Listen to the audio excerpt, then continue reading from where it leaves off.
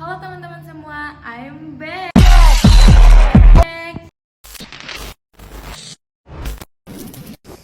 Assalamualaikum warahmatullahi wabarakatuh. Hai teman-teman semua, kembali lagi bersama saya Audi. Kali ini kita akan bahas materi yang berbeda dengan materi kemarin ya teman-teman. Nah, materi ini tentang transformasi peran Bank Indonesia setelah kehadiran otoritas jasa keuangan. Oke teman-teman, tanpa berlama-lama langsung saja kita ke pembahasan materinya. Cikidot. Oke teman-teman, langsung saja kita ke pembahasan pertama. Nah, pada pembahasan pertama ini perlu teman-teman ketahui sektor keuangan merupakan salah satu sektor yang memiliki peran strategis dalam stabilitas dan pertumbuhan ekonomi suatu negara. Di Indonesia, peran tersebut selama puluhan tahun berada dalam lingkup kewenangan Bank Indonesia atau BI sebagai bank sentral. Nah, sebelum tahun 2011, Bank Indonesia memiliki 3 fungsi utama, yaitu menetapkan dan melaksanakan kebijakan moneter, mengatur dan menjaga kelancaran sistem pembayaran, serta mengatur dan mengawasi perbankan. Namun, dinamika perekonomian global, kompleksitas lembaga keuangan, dan pengalaman krisis finansial Asia tahun 1997 sampai 1998 menunjukkan bahwa pengawasan perbankan dan sektor keuangan yang terintegrasi memerlukan lembaga independen khusus yang fokus menangani regulasi dan pengawasan jasa keuangan secara lebih komprehensif. Nah teman-teman, untuk menjawab kebutuhan tersebut, pemerintah dan DPR membentuk Otoritas Jasa Keuangan atau OJK melalui Undang-Undang Nomor 21 Tahun 2011. Kehadiran OJK membawa perubahan signifikan dalam struktur kelembagaan sektor keuangan nasional, termasuk transformasi menyeluruh terhadap peran dan fungsi Bank Indonesia. Sejak tanggal 31 Desember 2013, seluruh fungsi pengaturan dan pengawasan perbankan beralih dari Bank Indonesia ke OJK. Perubahan ini menciptakan konfigurasi baru. Bank Indonesia fokus pada Monetary Authority, Macroprudential and Payment System. OJK fokus pada Microprudential, perlindungan konsumen dan pengawasan industri keuangan secara menyeluruh. Transformasi ini tidak hanya bersifat teknis kelembagaan, tetapi juga konseptual dan strategis karena mengubah paradigma hubungan antara stabilitas moneter, stabilitas sistem keuangan, serta pengawasan industri keuangan. Nah, selanjutnya kepada pembahasan kedua, yaitu landasan teoritis dan konseptual. Nah, konsep Bank Sentral Asia adalah lembaga yang memiliki tugas menjaga stabilitas moneter dan sistem keuangan dalam literatur ekonomi. Fungsi bank sentral mencakup kebijakan moneter, itu mengendalikan jumlah uang beredar, suku bunga acuan dan instrumen moneter lainnya. Stabilitas sistem keuangan itu mengawasi risiko sistematik melalui kebijakan mikroprudensial. Selanjutnya, sistem pembayaran itu memastikan kelancaran transaksi keuangan di masyarakat. Salah satu patokan yang umum ialah sentral bank independen, yaitu tingkat independensi bank sentral terhadap intervensi politik dalam pengambilan keputusan. Nah, konsep pengawasan perbankan dilakukan untuk memastikan bank beroperasi dengan aman dan sehat. Pengawasan ini terbagi menjadi mikroprudensial, itu berfokus pada kondisi individual lembaga keuangan. Makroprudensial fokus pada stabilitas agen sistem keuangan. Nah, selanjutnya perlu teman-teman ketahui, banyak negara mengadopsi model Integrated Financial Supervisory Agency, yaitu lembaga yang mengawasi seluruh sektor jasa keuangan termasuk perbankan, pasar modal, dan industri keuangan non-bank. Model ini bertujuan mengurangi risiko celah pengawasan, mencegah regulatory arbitrage, meningkatkan koordinasi dalam mencegah krisis. OJK merupakan salah satu contoh lembaga pengawas terpadu tersebut. Nah, selanjutnya kepada pembahasan ketiga, sejarah transformasi peran Bank Indonesia. Peran BI sebelum OJK. Sebelum pembentukan OJK, Bank Indonesia memiliki kewenangan yang luas termasuk penetapan kebijakan moneter, pengawasan bank secara langsung, pengaturan prudensial seperti standar CG, BMPK, CAR, dan sebagainya. Nah teman-teman, dengan cakupan kerja yang begitu beragam, Bank Indonesia kerap menghadapi tantangan konflik of interest antara menjaga stabilitas moneter dan mengawasi bank secara individual. Lahirnya OJK Krisis Asia 1997 menjadi katalis bagi reformasi institusional sektor keuangan Indonesia. Nah teman-teman, kemudian pemerintah mendorong struktur pengawasan yang lebih kuat sehingga lahirnya Undang-Undang OJK.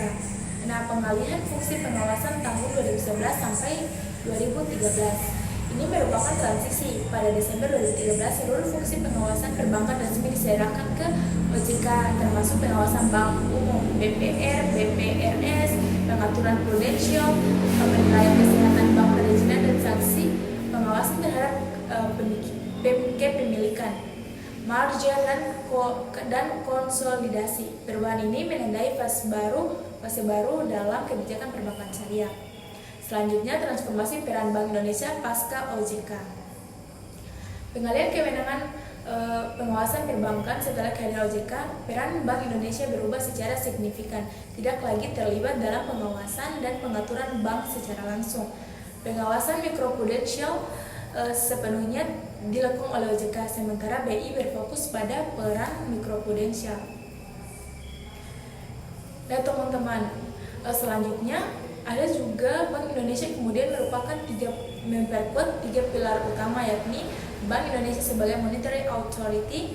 BI semakin fokus pada kebijakan moneter melalui penetapan suku bunga acuan BI rate atau BI 7DRRR. Nah teman-teman, kebijakan moneter menjadi lebih independen karena tidak berkebenturan dengan kepentingan pengawasan perbankan teman-teman. Ini juga Bank Indonesia menjadi salah satu microprudential authority setelah OJK mengambil alih pengawasan mikro. BI secara penuh memperkuat kebijakan mikroprudensial atau kebijakan untuk menjaga stabilitas sistem keuangan secara agregat. Nah teman-teman, kebijakan mikroprudensial inklusif seperti LTV, properti, dan kendaraan pengawasan risiko sistemik. Kebijakan mikroprudensial bertujuan mengurangi risiko gelembung aset atau asset bubble, pertumbuhan kredit berlebihan, dan menjaga stabilitas sistem keuangan. Selanjutnya, Bank Indonesia sebagai penyelenggara dan pengawasan sistem pembayaran. Setelah OJK berdiri, peran BI dalam pembayaran justru semakin penting karena era digital memunculkan inovasi vintage, QRIS, uang elektronik, bank digital, dan sistem pembayaran retail. Keuangan BI dalam sistem pembayaran meliputi penetapan regulasi pembayaran, pengawasan penyelenggara sistem pembayaran non-bank, pengembangan inovasi seperti QRIS, FAST, NEP, atau standar nasional Open API. Digitalisasi sistem pembayaran melalui Blueprint Sistem Pembayaran Indonesia atau BSPI 2025, BI berperan besar dalam transformasi digital sektor keuangan.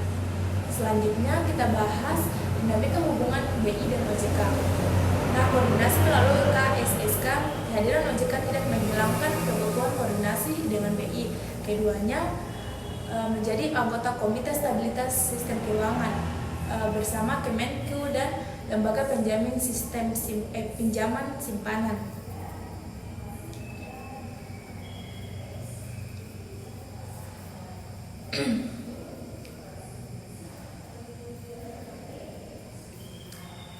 Nah teman-teman, selanjutnya koordinasi data dan informasi. Walaupun pengawasan mikro berada di OJK, BI tetap membutuhkan data perbankan untuk analisis sistem mikroprudensial. Karena itu dibentuk mekanisme pertukaran data terpadu antara BI dan OJK, termasuk data labor bulanan bank, data penilaian risiko, data sektor rumah tangga, UMKM, dan korporasi. Sinergi ini sangat krusial agar kebijakan BI dan OJK tidak saling bertentangan. Nah selanjutnya kita bahas dampak pembentukan OJK terhadap peran BI. Dampak positifnya, fokus bekerja lebih jelas. BI lebih fokus pada kebijakan moneter dan sistem pembayaran tanpa terbebani pengawasan mikro. Penguatan stabilitas sistem keuangan, OJK mengawasi lembaga keuangan secara detail, sementara BI meningkatkan check and balance dengan adanya pemisahan lembaga. Risiko regulatory regulatory capture berkurang, meningkatkan independensi BI. BI dapat mengambil keputusan moneter tanpa tekanan atau konflik kepentingan dari pengawasan perbankan. Mendorong efektivitas kebijakan mikroprudensial, BI dapat fokus pada instrumen sistemik seperti LTV, CCB, dan GWM likuiditas. Nah teman-teman, data sensitif bank memerlukan kontrol yang ketat, sehingga pertukaran informasi harus aman dan cepat. Perbedaan prioritas kebijakan OJK menjaga stabilitas lembaga keuangan, sementara BI menjaga stabilitas sistem keuangan dan moneter. Inkonsistensi regulasi terkadang terdapat perbedaan pandangan antara kebijakan OJK dan BI. Selanjutnya kita akan bahas peran baru Bank Indonesia dalam era digital. Digitalisasi sistem pembayaran BI memimpin transformasi digital melalui QRIS. QRIS ini memudahkan pembayaran UMKM secara luas. BI Fast, yaitu pembayaran cepat dengan biaya rendah. Blueprint SP 2025 ini visi digitalisasi keuangan nasional. Nah teman-teman, selanjutnya ada peningkatan ketahanan siber dengan meluaskan penggunaan digital banking.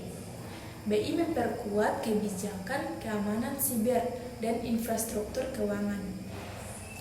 Oke teman-teman, kita akan lanjut ke pembahasan selanjutnya, yaitu analisis perbandingan sebelum dan sesudah OJK. Perubahan struktural aspek sebelum OJK, setelah OJK, pengawasan bank BI OJK mikroprudensial tidak dominan, fokus utama BI mikroprudensial BI OJK, sistem pembayaran BI, manajemen bank BI OJK, perlindungan konsumen BI sebagian OJK. Nah, dampak terhadap stabilitas sistem keuangan.